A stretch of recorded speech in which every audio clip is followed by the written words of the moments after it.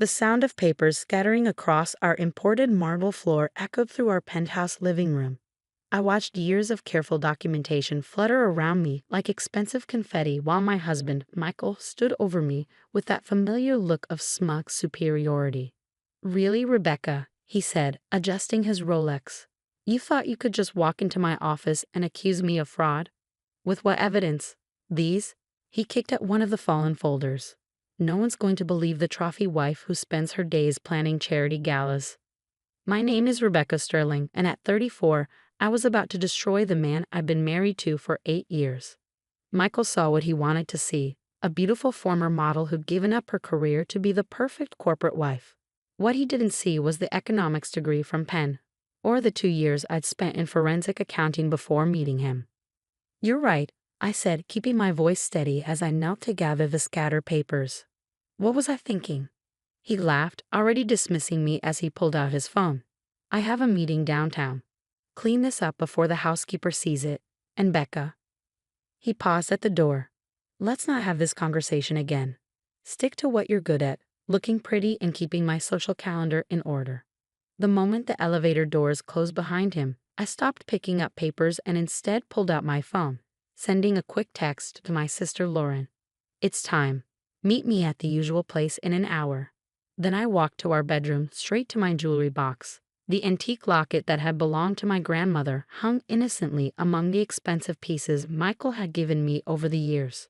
He'd never understood why I insisted on wearing such a simple piece to important events when I had millions in diamonds at my disposal. I opened the locket now, carefully removing the tiny flash drive hidden behind the old photograph.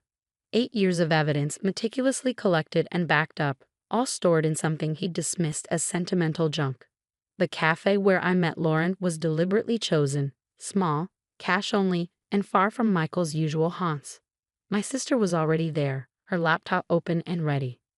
"You finally confronted him," she said as I sat down, no preamble needed. "We've been planning this for months." I nodded, pulling out the flash drive.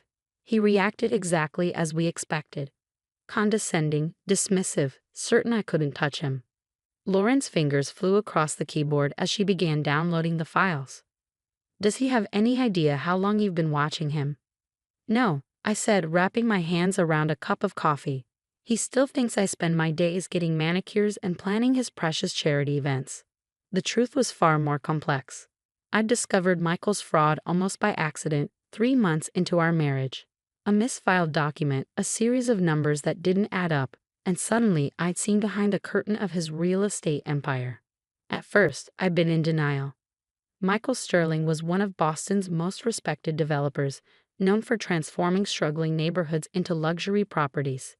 His company, Sterling Development, was worth hundreds of millions. Surely I was misreading the documents, but then I started paying attention, really paying attention. The community improvement projects that mysteriously fell through after he'd received government grants. The historic buildings that suffered convenient accidents right after he purchased them at low prices. The string of shell companies that seemed to exist only to move money between accounts. "Look at this," Lauren said now, turning her laptop screen toward me. She'd pulled up one of Michael's recent developments, a luxury high-rise in what used to be a working-class neighborhood. The numbers don't match what he reported to the city council. He claimed the project would cost $50 million, but according to these bank transfers, he only spent $30 million. I finished. The rest disappeared into offshore accounts, and that's just one project. Lauren shook her head, her expression grim. "How did he get away with this for so long?" "Because he's careful. He spreads the fraud across multiple projects, multiple companies. Unless you're looking at the whole picture, each discrepancy seems minor." I took another sip of coffee. "Plus, he has half the city council in his pocket. Amazing what regular charitable donations can buy." My phone buzzed. A text from Michael. "Dinner with the Andersons tonight. Wear the blue Versus, and be more pleasant than you were this morning." I showed the message to Lauren, who rolled her eyes. "God, he's such a patronizing ass. How did you stand it for 8 years?" "Because I needed to be sure," I said quietly. Sure of the evidence, sure of his guilt, sure that when I finally moved against him, it would stick. The truth was, it had taken years to understand the full scope of Michael's operation. He wasn't just defrauding investors and government agencies. He was destroying communities, forcing out longtime residents so he could build luxury properties that sat half empty while he collected tax breaks. "The FBI contact is ready," Lauren said, lowering her voice even though no one was near our table. "Agent Martinez says as soon as we give him the signal, they'll move." I nodded, thinking of the careful groundwork we'd laid. The recordings hidden in Michael's home office, capturing conversations with corrupt officials. The paper trail I'd pieced together showing how he laundered money through fake renovation projects. The witness statements from former employees who'd been silenced with threats and payoffs. "What about the safety deposit boxes?" Lauren asked. "Already taken care of," I assured her. "I moved everything to the new location last week while he was in New York. Bank records, backup drives, original documents, it's all secure." My sister reached across the table and squeezed my hand.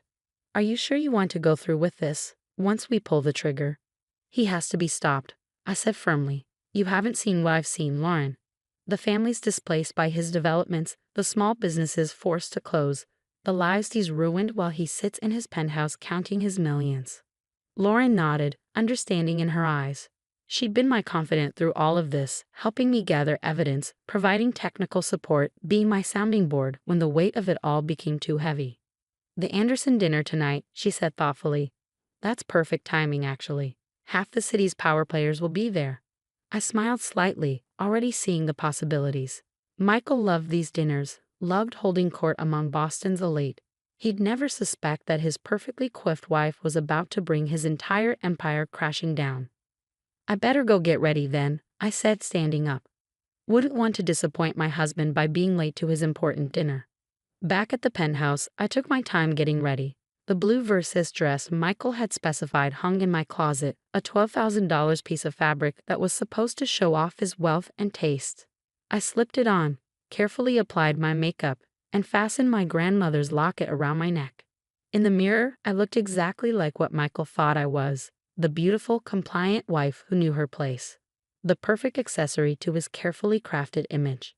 If he'd ever bothered to really know me, he might have wondered why I always insisted on handling the seating arrangements for his business dinners. Why I volunteered to organize his charitable foundation's documents. Why I spent so much time in his home office, supposedly planning social events. But Michael saw what he wanted to see, and tonight that blindness would be his undoing. The Andersons' dining room was filled with the quiet murmur of Boston's elite when Michael and I arrived.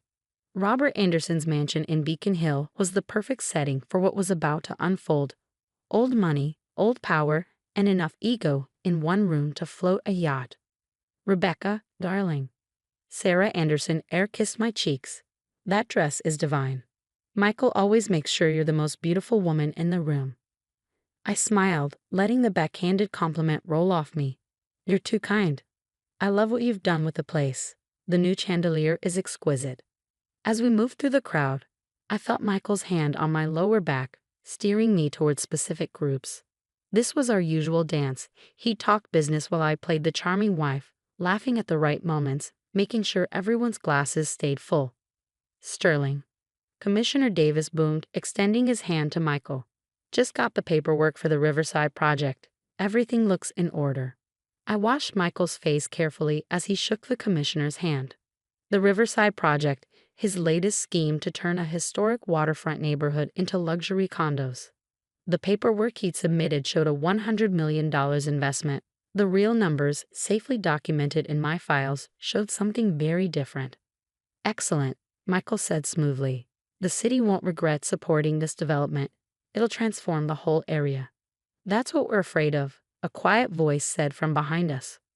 Elena Martinez stood there, elegant in a simple black dress. To everyone else, she was just another guest, the wife of a prominent real estate attorney. Only I knew she was actually FBI Special Agent Martinez, and this dinner was no coincidence. Michael's smile tightened slightly. "Mrs. Martinez, I wasn't aware you and James would be here tonight. Sarah and I serve on a historical preservation board together," Alana said pleasantly. "We're quite concerned about the fate of some of our older buildings. So many unfortunate accidents lately." I felt Michael's hand tighten on my waist. Those accidents had helped him acquire prime properties at fraction of their value. after which the historical protection orders mysteriously disappeared. Progress requires change, he said dismissively. Rebecca, why don't you get me a fresh drink? I nodded obediently and headed toward the bar, but instead of ordering, I slipped into the powder room and pulled out my phone. A text from Lauren was waiting. Teams in position. Just say the word.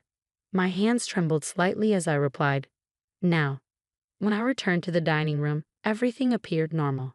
Guests were taking their seats, servers were pouring wine, and Michael was holding court at the head of the table, explaining his latest development plans to an admiring audience. I sat down beside him, accepting a glass of wine from a server. Any moment now. Right on cue, phones around the table began buzzing. I watched as people pulled them out, faces changing as they read the breaking news alerts. My God, Robert Anderson said from across the table. Michael, is this true? Michael frowned, reaching for his own phone. I saw the exact moment he read the headline. Sterling gemeint under federal investigation for massive fraud. The color drained from his face as he scrolled through the article. The Boston Globe had done their job well, laying out years of fraudulent dealings backed by documents and witness statements. His careful house of cards was about to collapse. This is ridiculous, he sputtered, looking around the table. Obviously some sort of mistake. Is it? Elena Martinez stood up, pulling out her badge. Michael Sterling, I'm Special Agent Martinez with the FBI. We have a warrant for your arrest on multiple counts of wire fraud, money laundering, and conspiracy. The dining room erupted in chaos as more agents entered.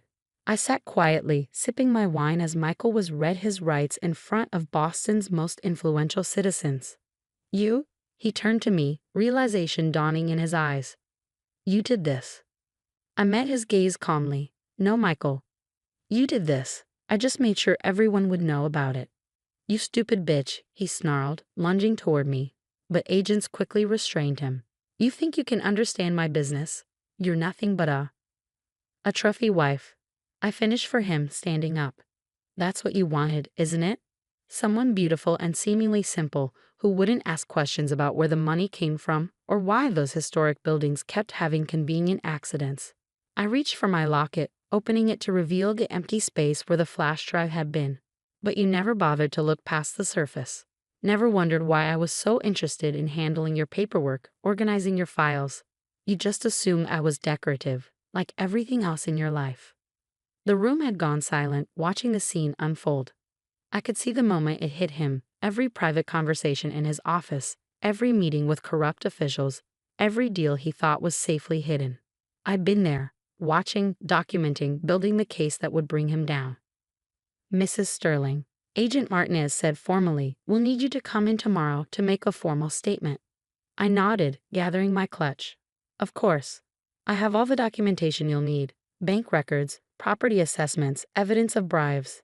8 years worth. 8 years. Michael's voice was barely a whisper. You've been planning this for 8 years? No, I corrected him. I've been gathering evidence for 8 years. I started planning this the day I found out you were destroying people's lives to build your empire. The day I realized that the man I married was nothing but a fraud in an expensive suit. As the agents led him away, I turned to the stunned dinner guests. I apologized for disrupting the evening. Sarah, the salmon was lovely. The next few weeks were a whirlwind of depositions, interviews, and legal proceedings. Michael's empire began to crumble as investors pulled out and projects were halted. The evidence I'd gathered was damning, not just of him, but of numerous city officials and business partners who had enabled his schemes. Lauren helped me move out of the penthouse, into a modest but comfortable apartment far from the luxury high-rises Michael had built. What will you do now? She asked as we unpacked boxes. I smiled, pulling out my diploma and CPA license, things I'd kept hidden for years. I'm thinking of starting a consulting firm, helping small businesses and community organizations protect themselves from developers like Michael. Maybe do some forensic accounting on the side. The trophy wife turning corporate watchdog, Lauren laughed. I love it. The media had a field day with the story, of course. Sociality Angels und Heer UPTDVELPER made headlines across the country. But what mattered more were the other stories, The families who could return to their neighborhoods, the small businesses that would survive, the communities that would stay intact. 6 months later, I sat in a courtroom watching Michael plead guilty to multiple federal charges. He looked smaller somehow, without his expensive suits and air of invincibility. The defendant is sentenced to 15 years in federal prison, the judge announced, and ordered to pay restitution of $400 million. Outside the courthouse, reporters clamored for a statement. I thought about all the times I'd stood beside Michael at press conferences, playing my part as the silent, beautiful wife. Mr. Sterling's crimes weren't just about money, I said into the microphones. They were about power, about the belief that wealth makes you untouchable. But no one is above the law, and no one should be allowed to destroy communities for profit. Later that evening, I sat in my new office, looking out over the city. My consulting firm was already gaining a reputation for helping expose corporate fraud and protecting community interests. The phone rang. Another potential client seeking help. As I reached for it, my grandmother's locket caught the light.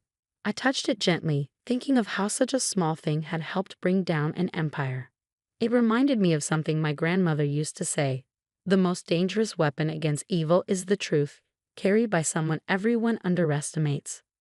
Michael had built his world on lies, seeing only what he wanted to see. He'd wanted a trophy wife, so that's why I let him see, never realizing that sometimes the most effective weapon is the one hiding in plain sight.